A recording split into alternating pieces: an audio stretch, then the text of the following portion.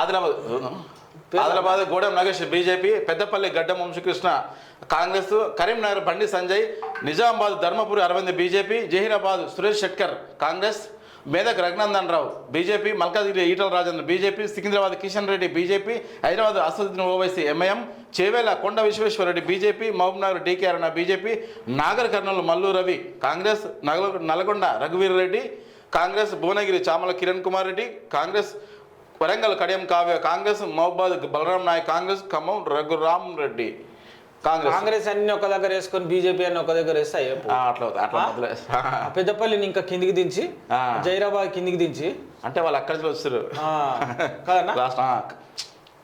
Line by line area అందరికీ congratulation. ఎందుకంటే మీరు మంచి చేయాలని కోరుకుంటున్నాం. ప్రజలు నమ్మి మిమ్మల్ని నమ్మి మీ సిగ్మెంట్లలో మీకు ఓట్లేసి బీజేపీ అయిన ఉండని, కాంగ్రెస్ అయిన ఉండని, మీరు సెంట్రల్ నుంచి తేవాల్సినటువంటి నిధులు తీసుకురావాలి.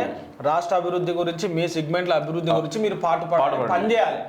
ఇది ప్రజల గురించి చేయాల్సినటువంటిది. ప్రజలు అందుకే మీకు పట్టం కట్టి పంపిరు, కానీ మీరు ఏదో ఇక మీరు మీదికే ఊసిపడ్డారు అన్నట్టు అయితే కాదు. మాటలు ఆపి పనులు చేయాలి.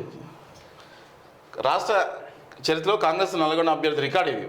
మామూలు కాదు. 5,59,900 అంటే అది మొత్తం వాస్తవానికి భువనగిరిలో బోరు నరసయ్య కూడా గెలిచే పార్టీ ఉండాలి. బీసీ ఓటర్లు అందరూ చేస్తే కూడా గెలుస్తారు. అది మంచి అభ్యర్థి.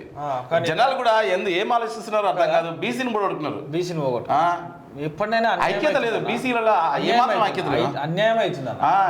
ఎస్సీ ఎస్టీ బీసీలు అందరికీ కూడా ఎదుటోడు వచ్చి చీల్చంగా చీల్చకపోతుంది. ఎస్సీ ఎస్టీ కూడా అవుతుండే, కాకపోతే వాళ్ళకి రిజర్వేషన్ కూడా బయటపడుతున్నారు. ఈ బీసీలకు రిజర్వేషన్ లేదు కదా. ఇక ఆట ఆడుతున్నారు, బీసీలు ఆగమైపోతున్నారు. ఇప్పటికైనా సోయి తెచ్చుకోవాలి. బీసీలు మంచి వ్యక్తిని ఎన్నుకోవాలి. బూర నరసయ్య కూడా మంచి వ్యక్తినా? డాక్టర్ సాబ్